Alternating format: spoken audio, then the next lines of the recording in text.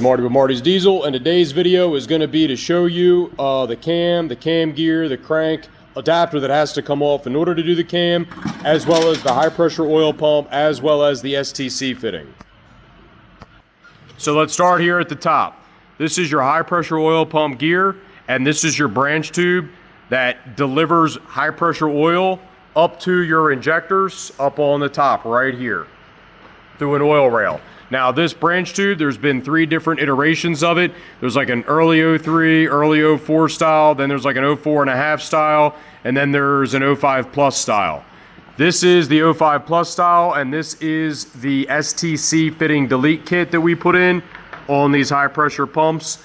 And what that does is it stops the snap to connect fitting on the high pressure pump from blowing out and becoming a really bad oil leak. Next, this is your cam gear. Anytime we replace a cam, we're going to go ahead and run a bead of weld right there around where the cam and the gear gets pressed on. There is a keyway, so you don't ever have to worry about this thing spinning. There are 2 little bolts in here that take your cam out, but you can't get the cam gear out without taking this adapter off.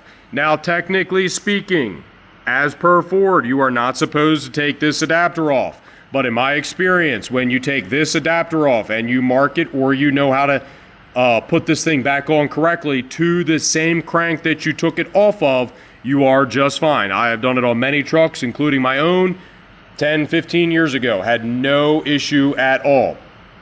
Real quick too, in the bottom bed plate here is a plastic cover that can come out, and this will allow you to have access to the torque converter bolts. I never do this, or I never use that. I always use the one that's in the rear cover. But as you can see, there are a couple of spots for this rear cover where you would use RTV. This would be 1, this would be 2. That's where the bed plate gaskets terminate, the little spaghetti noodles. And then the other ones are going to be up here, 1 and 2 up top. So give me 1 second, I'm gonna get to this adapter. Once again, here we have an 18 millimeter 6-point piece of hardware. Make sure you use 6-point hardware on this. There are shallow headed bolts. Do not use 12-point. Don't recommend using chrome either. And you will also notice where this little alignment dowel is. We're going to talk about that here in a minute.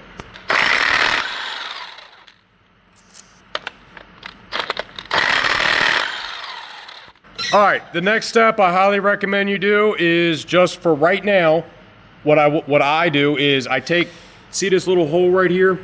I just make sure that it is all the way at the very bottom. That way I know how this thing came off of here. Now you can mark this, or I can show you how you look at it from the back side.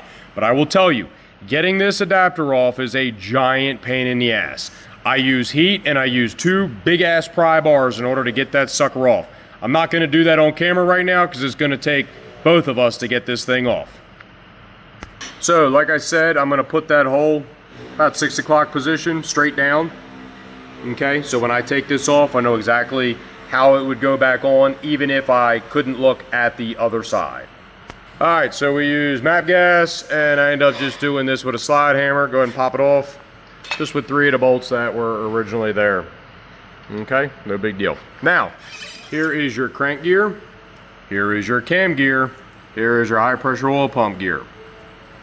If you were to flip this engine upside down, you could take this bolt out, and then you could walk this cam right out the back.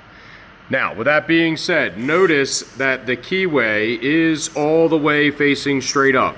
You will also see where there used to be like a little hole right in between these 2 holes. Like you'll see, like there's like a impression left. It's kind of hard to see, but we can also look right here at this guy. This guy's over here. It's 1 off from where this hole was right here. The other thing is, you can tell, see where the little keyway guy is at the top there? There's like a little mark. That will line up with this keyway right here. So you have a whole bunch of things that show you how to put this thing back on correctly. And realistically, it's 1 of 6 ways. So it's not even like it's, super technical in order to do this right.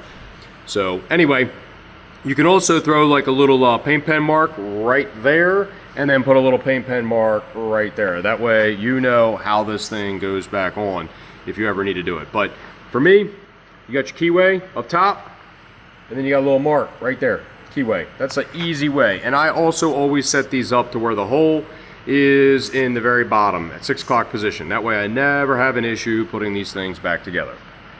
That's all for today's video.